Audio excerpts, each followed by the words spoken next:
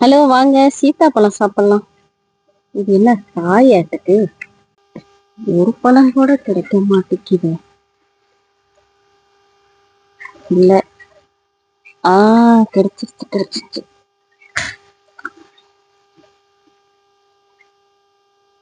பழம்தான்.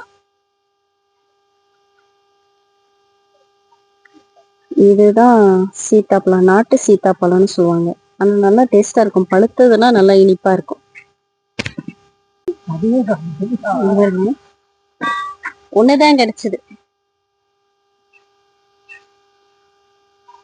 நல்லாதான் இருக்கு. சீத்தாப்பழம் சாப்பிடலாம்.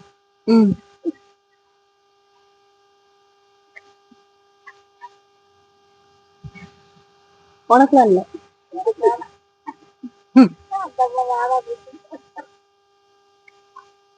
நல்லாதான் இருக்கு.